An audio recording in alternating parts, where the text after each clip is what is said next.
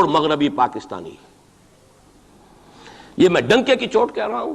اس وقت روئے ارضی پر سب سے بڑی مجرم قوم 10 کروڑ مغربی پاکستانی. یہ میں ڈنکے کی چوٹ کہہ رہا ہوں اور بہت عرصے سے کہہ رہا ہوں، اس لیے کہ ہم وہ لوگ ہیں کہ جنہوں نے اسلام کے نام پر ملک بنایا. کوئی ملک دوسرا دنیا میں اس وقت اسلام کے نام پر نہیں بنا. ہم وہ لوگ ہیں پاکستان بنانے کے لیے لاکھوں جانیں مسلمانوں کی کلمہ گوؤں کی گئیں اور ہزاروں عصمتیں لوٹیں، اور نہ معلوم کتنی مسلمان لڑکیاں اور عورتیں جو ہے رہ گئیں پھر بھی ہمیشہ ہی سکھوں کے پاس، اور وہ آئی نہیں پاکستان اس اسلام کے نام پر. اور کیا کیا ہے ہم نے؟ 46 برس ہو گئے، اس کہاں اسلام ہوا.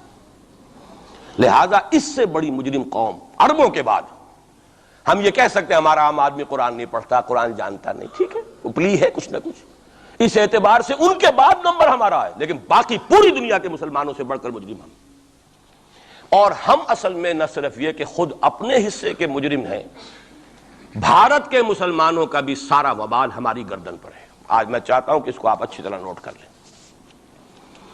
بھارت کے مسلمانوں نے، جسے آپ فرض کفایہ کہتے ہیں، نماز جنازہ فرض کفایہ، چند لوگوں نے بھی کسی مسلمان کی نماز پڑھ لی تو سب کی طرف سے ادا ہوگی، کسی نے بھی نہیں پڑھی تو سب مجرم ہو جائیں گے، بستی کے سب لوگ مجرم ہوں گے. بھارت کے مسلمانوں نے فرض کفایہ ادا کیا جب پاکستان بنوا دیا آپ کو، اور اس کی قیمت آج بھی وہ دے رہے ہیں. کھلے نعرے لگ رہے ہیں مسلمان کے 2 استھان، پاکستان یا قبرستان، تیسرا کوئی جگہ نہیں. ڈنکے کی چوٹ کہا بابری مسجد کے بعد ایل کے اڈوانی نے، ہم ساری مسجدیں گرا دیں گے ہندوستان کے اندر، کوئی مسجد باقی نہیں چھوڑے. ڈنکے کی چوٹ اعلانیہ، یہ سب کچھ ہو رہا. اور یہ نعرے تو نہ معلوم کب سے لگ رہے ہیں، اور نہ معلوم کب سے میں یہاں ان مسجدوں کے اندر بھی اور اپنی تقریروں میں وارن کرتا رہا ہوں کہ کیا وہاں ہو رہا ہے. لیکن ہمارے تو کان پر جوں نہیں ریگتی. ہمارے تو وہی دھندے ہیں، وہی کاروبار ہے، اپنا بزنس ہے، اس کے سارے مسئلے ہیں، اس کی اپنی بلڈنگیں ہیں، اپنی موٹریں ہیں، اپنے ٹیلی ویژن ہیں، اپنے کئی کورسز کے ڈنرز ہیں. اللہ خیر صلی اللہ، ہمیں بحث کیا اسلام سے؟ تو بتائیے ہم سے بڑا مجرم کون ہوگا؟ آج جو کچھ ہندوستانی مسلمان پر بیت رہی ہے اس کا جرم ہمارے کندھے پر. یہ میں جذباتی انداز میں نہیں کہہ رہا، میں تو 2 اور 2 4 کی طرح ثابت کر سکتا ہوں. انہوں نے فرض کفایہ ادا کر دیا. اور اس وقت یاد کیجئے مولانا ابوالکلام آزاد، مولانا مدنی، جمعیت علماء ہند کے علماء اپنے تقدس اور اپنے تدین اور اپنے تقوی کے اعتبار سے انکویسچنیبل، کوئی شک و شبہ نہیں ہو سکتا ان کی نیت پر اور ان کے تقوی پر اور کردار پر. انہوں نے کیا کہا تھا؟ یہی کہا تھا کہ یہ پاکستان بنا کر تم مسلمانان ہند کو 3 حصوں میں تقسیم کر دو گے. 3 میں کہا تھا، 2 میں نہیں، 3 میں. حالانکہ بظاہر تو ایک پاکستان بن رہا تھا نا، لیکن یہ مولانا ابوالکلام آزاد کے الفاظ تھے کہ 25 برس سے زیادہ یہ 2 خطے یکجا نہیں رہ سکتے. اور 25 برس کیا، 24.25 برس میں ٹوٹ گیا پاکستان. 25 برس پورے نہیں ہوئے، اور ان کے الفاظ تھے یہ کہ 25 برس سے زائد جمع نہیں رہ سکتے. 24.25 برس میں ختم ہو گیا. 16 دسمبر 1970 کو پاکستان ختم ہو گیا. ہو گیا کہ نہیں ہو؟ 71 کو. بہرحال نوٹ کرنے کی بات ہے، ہم نے کیا کہا تھا؟ میں بھی مسلم لیگی تھا، میں نے بھی نعرے لگائے ہیں، چاہے غیر شعوری دور تھا، ہائی اسکول اسٹوڈنٹ تھا. پاکستان کا مطلب کیا، لا الہ الا اللہ، فلک شگاف نعرے لگائے ہیں.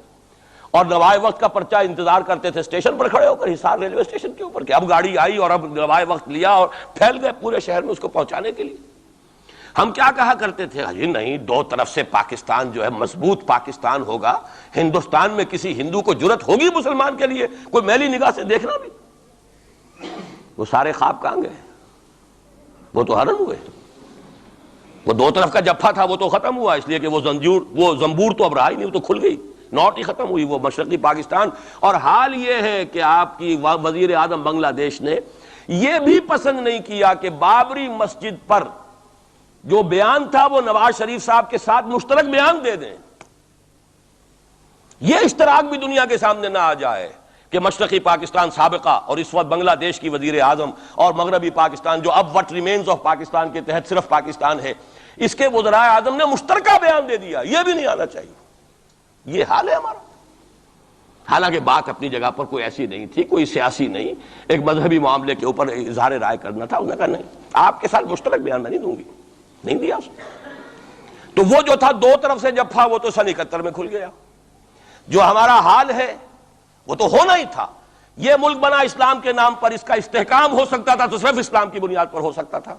اسلام سے غداری کی لہذا یہاں تو اب قومیتیں ہیں، یہاں تو اب ایتھنک اور ریجنل اور نہ معلوم کس کس قسم کی اور لنگوسٹک جو ہے نیشنلٹیز ہیں، نیشنلزمز ہیں، وہ جو ایک امت ایک وقت میں بن گئی تھی، ایک قوم مسلم قوم ہندو کے مقابلے کے لیے، وہ تو ختم ہوئی۔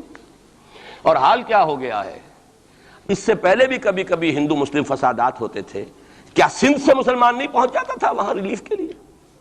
کیا پنجاب سے اور سرحد سے مسلمان نہیں جاتے تھے؟ بہار نہیں گئے تھے؟ کیا کانپور کی مسجد شہید ہوئی تھی 1915 میں تو پوری ہندوستان سے مسلمان نہیں پہنچ گئے؟ آپ کیا کر رہے ہیں؟ مندر گرا دیے، یہاں بڑی بہادری کا کام کیا، مندر گرا دیے، شرم سے ڈوب مرنے کا مقام ہے۔ یہاں بھی گویا کہ ہم اپنے عمل سے اسلام کی مخالفت کر رہے ہیں۔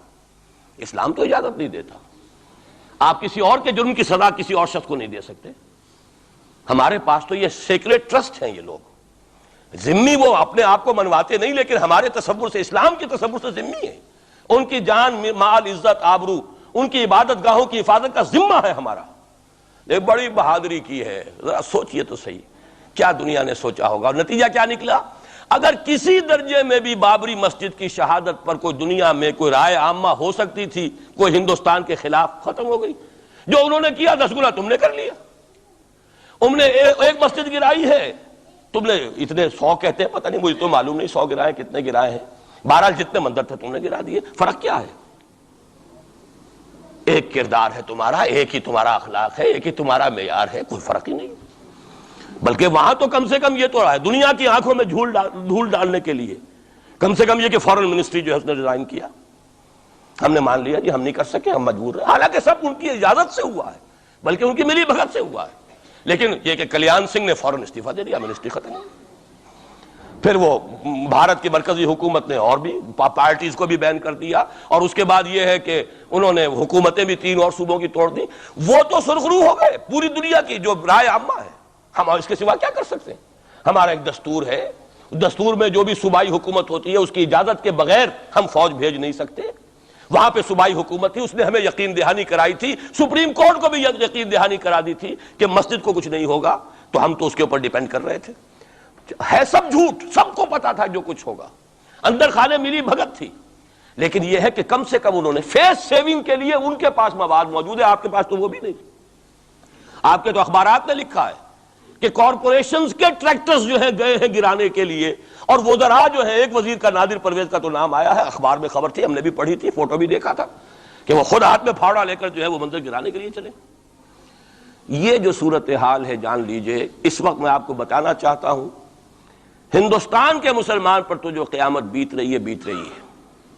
میں نے اپنا ایک تاثر کچھ عرصے پہلے یہاں پہ بیان کیا تھا، رہا ہے میرا تاثر، اور وہ ہے اصل میں وہ لاسٹ سپر جو ہے انجیل میں جس کا تذکرہ ہے حضرت مسیح علیہ السلام نے جو آخری کھانا رفع سماوی سے قبل کھایا ہے اس باغ میں جہاں روپوش تھے اپنے حواریین کے ساتھ۔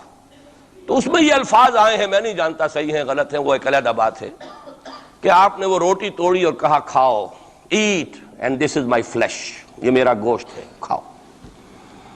اور اس کو کہتے ہیں وائن، کوئی مشروب ہوگا جو بھی ہوگا، ڈالا کہ پیو، drink and this is my blood. میرا احساس ہمیشہ یہ رہا ہے، اس کے بعد کچھ ماند پڑ گیا، جب یہاں مسلمان نے یہاں مارا ہے اور کچلا ہے اور زندہ آگ میں جلایا ہے، پھر بات ختم ہو گئی، میرے دل کے اوپر سے وہ احساس ختم ہو گئے۔ وہاں ہندو کے ہاتھوں جب مسلمان کے ساتھ یہ کچھ ہوتا تھا تو پھر جب میں کھانا کھاتا تھا محسوس کرتا تھا کہ میں ہندوستانی مسلمان کا گوشت کھا رہا ہوں اور ہندوستانی مسلمان کا خون پی رہا ہوں۔ یہ ہمیں عیش جو یہاں حاصل ہیں، جو آرام حاصل ہے، جو ہمیں یہاں پر سہولتیں حاصل ہیں، جو معاشی اس کی کاسٹ پر ہے۔ اس نے آپ کو یہ ملک لے کر دیا اور آج تک اس کی قیمت ادا کر رہا ہے، اور ہم جو ہے عیش کر رہے ہیں، گل چھرے اڑا رہے ہیں۔ یہاں جس کے پاس 2 پیسے ہو گئے برقع اتار کے اس نے پھینک دیا، یہ معلوم ہوتا ہے کہ یہ تو مفلسی کو چھپانے کا ذریعہ تھا۔ 4 پیسے ہوں، اچھے کپڑے پہنے ہوئے ہوں، میک اپ صحیح کیا ہوا ہو، تو پھر برقعے کی کیا ضرورت ہے؟ اور میں نے شاید سنا ہے آپ کو، مجھ سے تو چند لڑکیوں نے یہ الفاظ کہے باقاعدہ۔ میں جب پریکٹس کرتا تھا لاہور میں کرشن نگر میں، تو ایک گھرانے کی، اور مجھے معلوم ہوا کہ ان کے والد انتہائی نیک تہجد گزار، کئی لڑکیاں تھیں بہنیں، ایک ہی تقریباً عمر 200 سے 1.5 سال کی، کبھی وہ آتی تھی کلینک میں میرے تو برقعے سمیت،